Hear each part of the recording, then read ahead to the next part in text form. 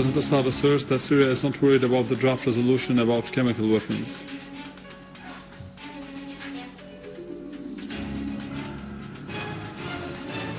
And Syrian Arab Army continue to chase terrorist gangs in Homs.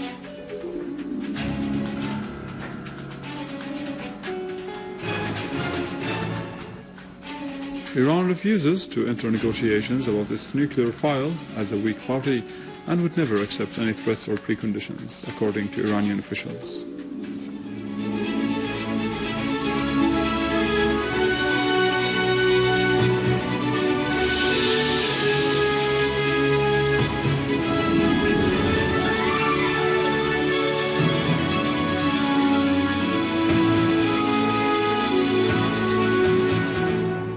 Good afternoon, this is news in English from the Syrian Arab television in Damascus.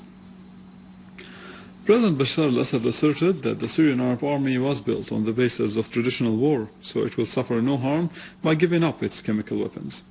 In an interview with the Chinese television station CCTV, the president asserted that Syria called upon the United Nations Security Council 10 years ago to empty this region of all mass destruction weapons.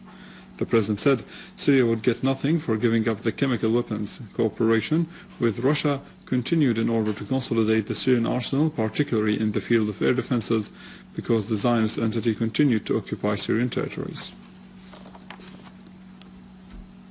Russian Foreign Minister Sergei Lavrov announced that the Organization of Collective Security supports the efforts of the international community to solve the crisis in Syria. Addressing the meeting of the foreign ministers of the member countries in this organization, he said Russia was concerned about the situation in Syria and its negative impacts on the whole region and on the international law. He stressed the necessity to accelerate the efforts to solve the problem of chemical weapons. This would support the endeavors of the international community concerning Syria. Brigadier General Hossein Dahkan, Iran's Minister of Defense, asserted that Iran would never join negotiations about its nuclear file as a weak party, affirming that Iran would never accept any preconditions or threats. He said Iran's foreign policy was based on dignity, wisdom, and national interests. These principles in Iran's foreign relations would never change, saying that developments in this region and the world during the past few years had given America and its allies lessons that the harm of war would be much larger than its benefits.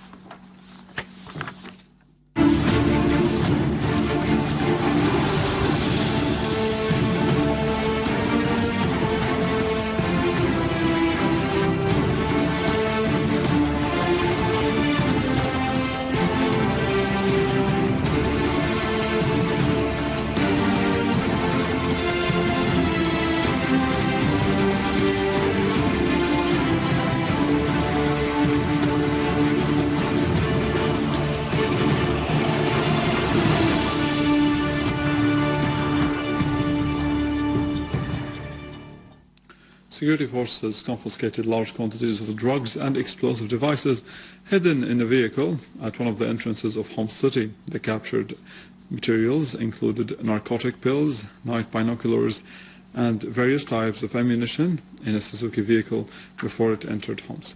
A unit of our armed forces killed 9 terrorists in Al-Ghajal village in Al-Rastan countryside.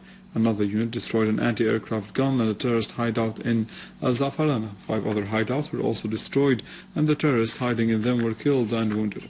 A Syrian Arab Army unit clashed with terrorist groups in Jurat al-Shayyah, killing most of them.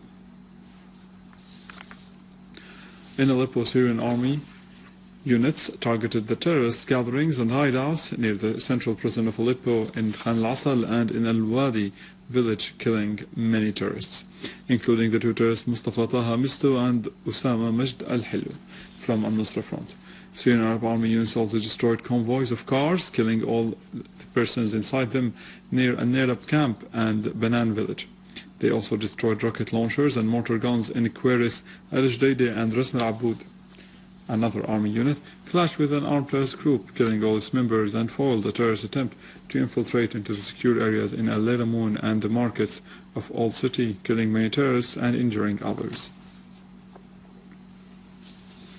In a statement, the Al-Asifa forces, the military wing of the Palestinian National Liberation Movement, Fatah al-Intifada, announced that it It is responsible for the operation carried out by the heroes of Al-Asifa forces in the city of Hebron yesterday, which killed an Israeli soldiers and injured 4 others near Al-Ibrahimi mosque in the city. No one was injured from Al-Asifa forces, according to the statement.